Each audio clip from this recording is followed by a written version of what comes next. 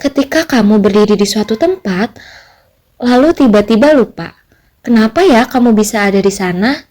Tapi anehnya, kamu masih ingat dengan jelas kejadian yang telah terjadi bertahun-tahun lalu.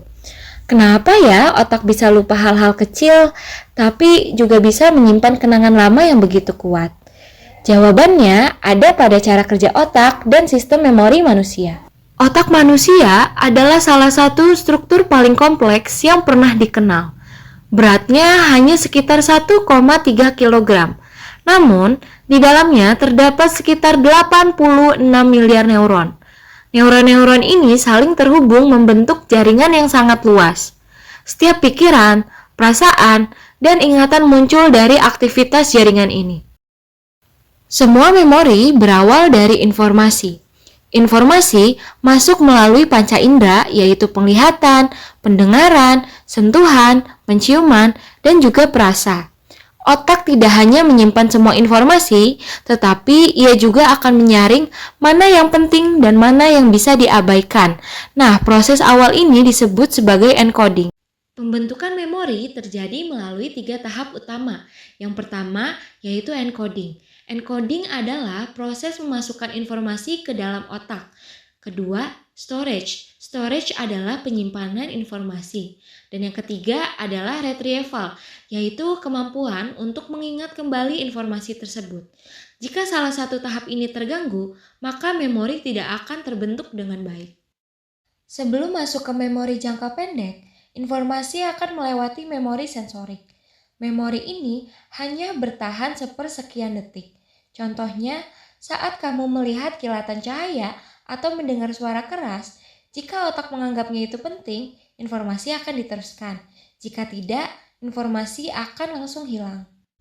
Memori jangka pendek adalah memori sementara. Kapasitasnya terbatas dan hanya bisa bertahan sekitar 15 hingga 30 detik.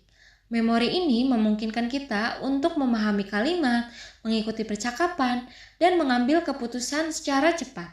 Bagian otak yang berperan penting adalah prefrontal cortex. Memori jangka pendek sering juga disebut sebagai working memory. Working memory bukan hanya sekedar menyimpan informasi, tetapi juga memprosesnya. Inilah memori yang kita gunakan saat berhitung di kepala, membaca, atau memecahkan masalah. Semakin sering dilatih, maka kemampuan working memory dapat meningkat.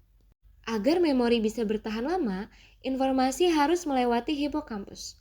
Hipokampus berfungsi sebagai gerbang memori. Ia menentukan informasi mana yang layak disimpan dalam jangka yang panjang. Tanpa hipokampus yang sehat, seseorang dapat kehilangan kemampuan untuk membentuk memori baru. Memori jangka panjang adalah penyimpanan utama otak. Memori ini dapat bertahan sangat lama, bahkan hingga seumur hidup. Memori jangka panjang terbagi menjadi 2 jenis utama, yaitu memori deklaratif yang berkaitan dengan fakta dan pengalaman, dan juga memori non-deklaratif, yaitu berkaitan dengan keterampilan dan juga kebiasaan. Emosi memainkan peran penting dalam pembentukan memori. Amigdala adalah bagian otak yang memproses emosi. Saat emosi kuat muncul, amigdala memperkuat penyimpanan memori. Itulah sebabnya kenapa peristiwa traumatis atau sangat membahagiakan lebih sulit untuk dilupakan. Tidur memiliki peran yang sangat penting dalam memperkuat memori. Saat tidur, otak mengkonsolidasikan informasi. Kemudian, memori dipindahkan dari penyimpanan sementara ke penyimpanan jangka panjang. Kurang tidur dapat mengganggu proses ini. Otak manusia bekerja dengan cara yang sangat luar biasa. Setiap ingatan terbentuk melalui perhatian, emosi, dan juga kebiasaan.